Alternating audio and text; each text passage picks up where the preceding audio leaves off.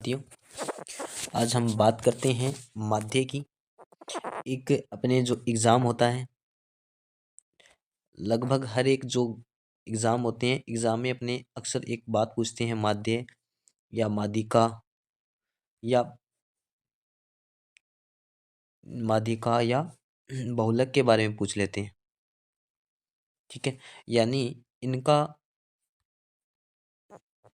इनमें क्या डिफरेंस होता है, किस प्रकार से इनको निकालते हैं। जैसे अपने को एक ऐसी संख्या दे देती है 2, 3, 8, 7, 5, 4, 3, इस प्रकार से कोई संख्या दे देते हैं और पूछ लेते हैं इसका माध्य क्या होगा, बहुलक क्या होगा या माध्यिका क्या होगा।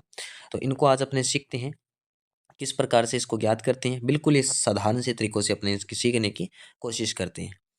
एक ही मात्र छोटी सी वीडियो के अंदर अपने इस तीनों को क्लियर करेंगे। ठीक है, कोई भी एग्जाम हो, चाहे वो मैथ से रिलेटेड कोई भी एग्जाम हो जहाँ पे नॉर्मल मैथ पूछी जाती है, उस पर अपने के लिए इम्पोर्टेंट है।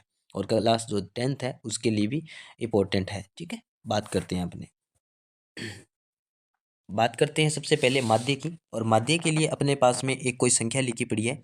जैसे कोई संख्या आ गई, 2 है, 5 है, 7 है, 3 है, 4 है और 6 है।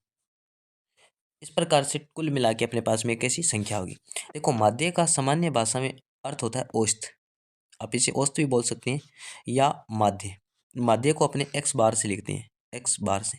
ठीक है, इसका इसका जो फॉर्मूला होता है वो होता है राशियों का योग बटा राशियों की संख्या, है ना। यानी कुल प्रेक्षणों का योग या राशियों का योग, है ना। जो राशि है इनका योग और बटा राशियों की कुल संख्या, बटा कुल संख्या। ठीक है, कुल संख्या, ये इसका क्या रहता है, फॉर्मूला देता है।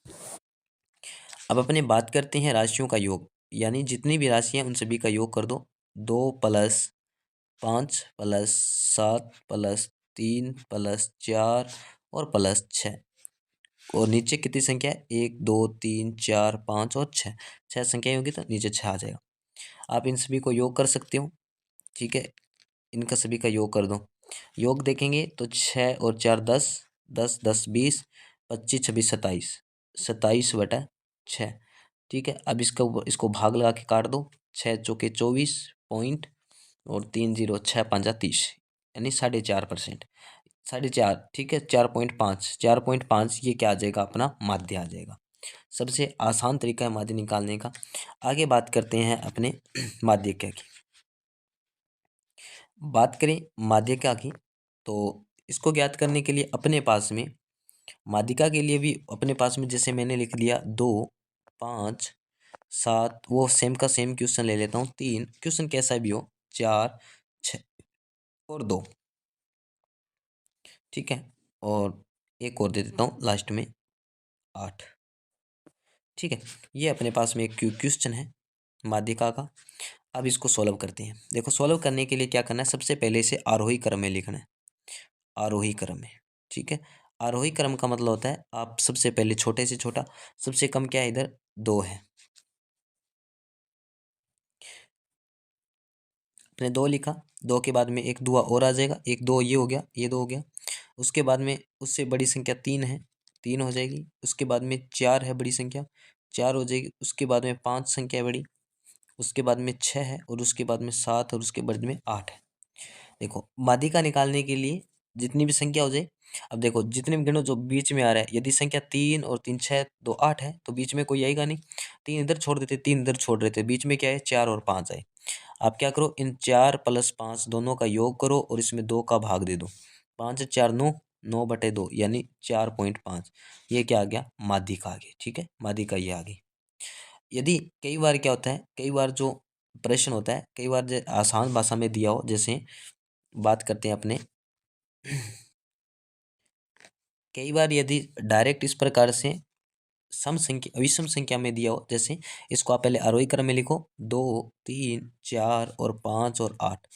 ठीक है, अब आप अपना लिख लिया। अब इसके अंदर डायरेक्ट जो मीडियम वर्ग आ रहा है 4 आ रहा है, तो इसका उत्तर क्या हो जाएगा, 4 हो जाएगा। यदि संख्याएं विषम रूप में आ रही है तो जो बीच में आ रहा है वो क्या हो जाएगा, माध्यिका हो जाएगी। यही अपना आंसर हो जाएगा। ठीक है, आगे बात करते हैं बहुलक की। इस प्रकार से कोई बहुलक दिया हो, ठीक है, और बहुलक के अंदर अपने को कोई संख्या दी हो, जैसे 2 है, 4 है, 8 है, 9 है, 2 है, 7 है, 9 है, 2 है, इस प्रकार से कोई भी संख्या दे दी।